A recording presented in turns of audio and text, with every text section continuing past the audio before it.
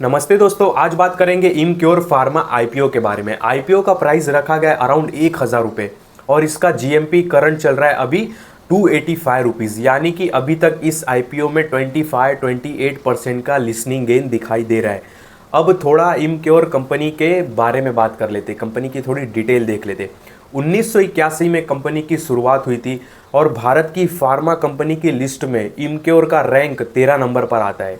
जो भारत की बहुत सारी फार्मा कंपनी है ना, उनमें इसका रैंक 13 नंबर पे आता है और ये काफ़ी अच्छी बात है। क्योंकि अच्छी बात इसके लिए क्योंकि भारत में बहुत सारी फार्मा की कंपनी है और फार्मा सेक्टर में काफ़ी कंपटीशन भी है। क्योंकि फार्मा सेक्टर में आपको बहुत सारी अनलिस्टेड लिस्टेड कंपनी देखने को मिल जाएगी जो सस्ते दवाई भी बनाती है, महंगी दवाई भी बनाती है। यानी कि दो ब्रांड रहेंगे, दो में से एक ब्रांड सस्ती दवाई बनाएगी सेम और एक ब्रांड महंगी, तो इसके लिए कंपटीशन बहुत ज़्यादा है। इमक्योर फार्मा के पास 13 मैन्युफैक्चरिंग प्लांट है, इंडिया में 13 मैन्युफैक्चरिंग प्लांट है। इनका बिजनेस 70 कंट्री में फैला हुआ है, टोटल 70 कंट्री में इनकी पहुंच है अभी तक।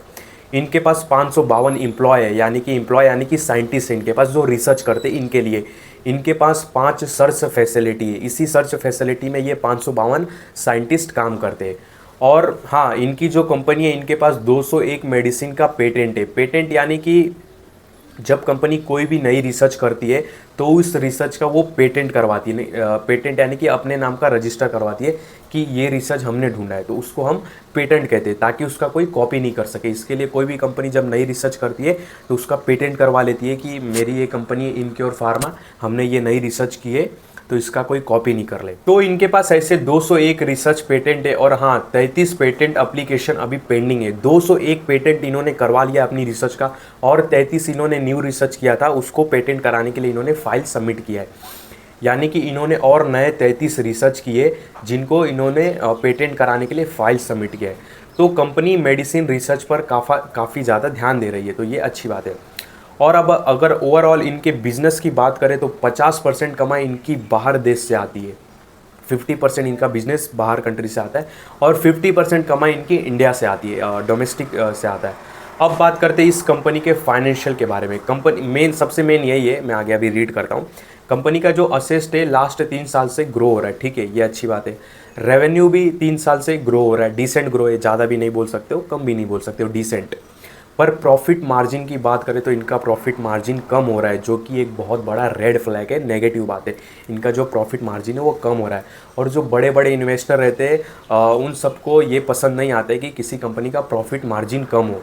तो आप देख सकते हो कि 702 करोड़ से प्रॉफिट मार्जिन 527 करोड़ आ गया है, तो ये काफ़ी बड़ा रेड फ्लैग आप समझ सकते हो। और अगर इसकी नेटवर्थ देखें तो वो बढ़ा हुआ है, मतलब नेटवर्थ तो ग्रो हुआ है, ठीक है, वो अच्छी बात है। और इनके जो रिजर्व है वो भी बढ़े, इनके पास जो रिजर्व कैश है वो भी बढ़े हुए। पर कंपनी के पास कर्जा भी है, तो ये, और उनके पास अच्छा खासा कर्जा है, तो ये भी एक रेड फ्लैग है, ठीक है। 2 रेड फ्लैग हो गए। इनके पास अच्छा खासा कर्जा है, अराउंड 2100 करोड़ रुपए का कर्जा है। पर कंपनी आईपीओ से अराउंड 1952 करोड़ रुपए जमा करने वाली है। जो कंपनी आईपीओ से 1952 करोड़ रुपए जमा करेगी उसमें से 600 करोड़ कर्जा चुकाने के लिए लगाएगी। तो ये थोड़ी अच्छी बात है कि जो भी आईपीओ से पैसा आएगा कंपनी अपने कर्जे कम करेगी, तो कंपनी अच्छे से ग्रो होगा। बट फिर भी कंपनी के ऊपर डेप्ट का बर्डन रह जाएगा, क्योंकि कर्जा तो रहेगा, 600 करोड़ देने के बाद भी अच्छा खासा कर्जा रहेगा। आरओई अराउंड इनका 17% है, 17% है। आरओसी 19% का है, तो ये काफ़ी अच्छी बात है कि ये दोनों 15% के ऊपर है। अगर कंपनी के पीई की बात करें, और इनका हाँ पीई भी आप नोटिस करना, कंपनी का जो पीई की बात करें तो कंपनी का पीई 36.60 के पीई पे आ रहा है। मतलब ये कंपनी जब शेयर मार्केट में लिस्ट हो रही है तो 36 के अराउंड के पीई पे ये लिस्ट हो रही है। और जो बाकी फार्मा कंपनी के पीई आप स्क्रीन पे देख सकते हो कि उनका पीई कितना है। पर इसमें एक इंटरेस्टिंग चीज़ ये निकल के आती है कि डॉक्टर रेड्डी, जो कि फार्मा कंपनी का जाइंट है, मतलब जाइंट है, बहुत बड़ी कंपनी है फार्मा कंपनी का, एक हाथी कंपनी आप बोल सकते हो, उसका पी अराउंड 18 है, ठीक है। और ये जो इमक्योर कंपनी है 36 के पी पर मार्केट में आ रही है। तो सोच सकते हो कि इमक्योर फार्मा हाई वैल्यूएशन पर मार्केट में आ रही है, थोड़ी हाई वैल्यूएशन पे आ रही है। अगर इनको अपनी वैल्यूएशन कम करनी चाहिए मेरे ख्याल से, क्योंकि इतने हाई वैल्यूएशन पे ये आ रहे हैं, तो इसमें लोग क्या बोलेंगे कि इनक्योर फार्मा 36 के पीई पे आ रहा है, ठीक है, मार्केट में। अब वहीं पे हम कंपेयर करें डॉक्टर रेड्डी का, तो डॉक्टर रेड्डी तो ऑलरेडी 18 के पीई पे पड़ा है और जाइंट कंपनी है, मार्केट में लीडर भी है, बहुत टाइम से मार्केट में लिस्टेड भी है। मैंने देखा नहीं है, पर जाइंट कंपनी है एक और मार्केट में लिस्टेड है, उसका पी भी 18 है। तो लोग 36 के पी वाले कंपनी में क्यों इन्वेस्ट करेंगे, जबकि 18 के पी में हमको ऑप्शन मिल रहा है डॉक्टर रेड्डी जैसी कंपनी। तो ये काफ़ी मतलब सोचने वाली बात है। अगर आईपीओ की डिटेल की बात करें तो आईपीओ 3 जुलाई को, यानी कि आज ओपन हो गया है और 5 जुलाई तक चलेगा। ठीक है, फेस वैल्यू 10 रुपये पर शेयर पे आ रहा है। आईपीओ का प्राइस बैंड है 960 से 1008 रुपये पर शेयर। एक लॉट में आपको 14 शेयर मिलने वाले। टोटल इशू साइज है 1952 करोड़ का, और जिसमें से वो 600 करोड़ का कर्जा चुकाने के लिए लगाएंगे, यूज़ करेंगे। पर हाँ, इन्होंने ओएफएस भी ज़्यादा कर दिया है 1152 करोड़ का, जो कि नेगेटिव दिखता है। अगर आप कंपनी के एम्प्लॉय हो तो आपको 90 रुपये का आपको डिस्काउंट भी मिलेगा पर शेयर पे। तो 10 तारीख को ये मार्केट में लिस्ट हो जाएगा, इमक्योर फार्मा। अब बात करते हैं कि अप्लाई करे या ना करे। कंपनी का अगर पॉजिटिव पॉइंट देखें तो सबसे बड़ा ये पॉजिटिव पॉइंट है कि ये एक फार्मा सेक्टर है जो कि डिमांड इसका 365 दिन रहता है, तो ये अच्छी बात है। और इंडिया में इनकी रैंकिंग 13वें नंबर में है, जबकि इतने सारे मार्केट में फार्मा के प्लेयर है, फार्मा के लीडर है, तो भी इनका नंबर 13वां नंबर है। तो ये एक लीडिंग कंपनी है, तो अच्छी बात है।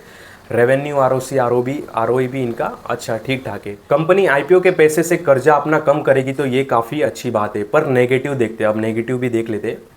इनके जो प्रॉफिट मार्जिन है वो कम हो रहे हैं, और दूसरा उनके ये जो प्रॉफिट मार्जिन इनका कम हो रहा है, ये सबसे बड़ा नेगेटिव हो। और दूसरा इनके ऊपर कर्जा भी ज़्यादा है। अगर कर्जा ये 600 करोड़ भी मिटा रहे हैं आईपीओ के पैसे से, तो भी कर्जा रह जाएगा। और जब कंपनी के ऊपर कर्जा रहता है तो कंपनी को टेंशन रहता है, परफॉर्मेंस में दिक्कत आती है, तो ये भी आपको सोचना चाहिए। और हाँ, कंपनी थोड़ी हाई वैल्यूएशन पे आ रही है, ये सबसे मेन बात है। क्योंकि लोग बोलेंगे कि मार्केट में इससे बड़ी बड़ी और सस्ती वैल्यूएशन वाले फार्मा स्टॉक है, तो हम उसमें क्यों ना इन्वेस्ट करें, जबकि वो सब कंपनी डेब्ट फ्री कंपनी है। सही बात है, मतलब लोग ये तो बोलेंगे ना कि हमारे पास तो ऑप्शन है दूसरी कंपनी में भी इन्वेस्ट करने का, उनके ऊपर कर्जा भी नहीं और मार्केट लीडर भी है, तो हम उसमें क्यों ना इन्वेस्ट करें। ठीक है, तो ये तो ज़रूर बोलेंगे। अगर इसमें आपको अप्लाई करना है तो आपको इसका सब्सक्रिप्शन रेट चेक करना होगा पहले, तब मामला थोड़ा क्लियर होगा। सब्सक्रिप्शन रेट से पता चलेगा कि बड़े बड़े इन्वेस्टर कितना इंटरेस्टेड है और जो स्मार्ट रिटेलर रहते हैं वो कितना इंटरेस्टेड है। मुझे लगता है अगर आपको लिसनिंग गेन के लिए करना है तो अगर आपको लिसनिंग गेन के लिए करना है तो आपको इसका सब्सक्रिप्शन रेट देखना पड़ेगा कि कितने लोग ने सब्सक्राइब किया, तब जाके आप अप्लाई करना मेरे ख्याल से। 5 जुलाई तक वेट करना, दोपहर तक देख लेना कि कितना सब्सक्राइब हुआ है। और सेकंड बात, आप ऐसा भी कर सकते हो, जब मार्केट में लिस्ट हो तब आप देखो मार्केट क्या रिएक्ट करता है, कंपनी का कैसे स्वागत करता है, तो उस हिसाब से भी आप इसमें इन्वेस्ट करते हो अगर करना है तो। वैसे नहीं तो आपके पास 5,500 से भी ज़्यादा कंपनी है इन्वेस्ट करने के लिए मार्केट में। नहीं तो एक बार इसको लिस्ट होने दो, देखो मार्केट कैसे स्वागत करता है इसको, मार्केट कैसे लेता है, तो उस हिसाब से आप फिर फ्यूचर में भी इन्वेस्ट कर सकते हो। और हाँ, मार्केट का मूड अभी कुछ ठीक नहीं लग रहा है। आज वैसे मार्केट अच्छा खासा ऊपर था, पर बैंक निफ्टी ऊपर था, बाकी निफ्टी में दबाव में था।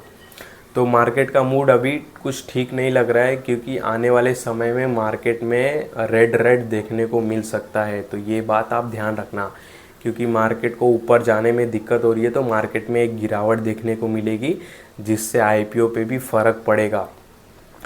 तो इसमें अप्लाई करने के लिए अपना दिमाग इसमें बहुत चलाना, पहले ही बोल रहा हूँ, क्योंकि ठीक है गेन, लिसनिंग गेन मिल जाएंगे। लिसनिंग गेन पे कितने लोग रहते हैं कि शेयर बेचते नहीं है, सोचते कि और ये रन होगा, तो उसमें क्या होता है फिर लोअर सर्किट लगता है, फिर वो पेटीएम की तरफ फंस जाते हैं। पेटीएम भी एक बहुत अच्छी कंपनी थी, लोगों के दिल में भी उसके लिए बहुत इज्जत थी, पर मार्केट को सब कंपनी की वैल्यूएशन और इज्जत पता रहती है कि इसकी कितनी औकात है मार्केट में टिकने की, इसकी प्राइस क्या रहनी चाहिए मार्केट में, तो मार्केट उस हिसाब से रिएक्ट करता है। तो इसमें आप अपना दिमाग लगा के ही अप्लाई करना आईपीओ में, ठीक है।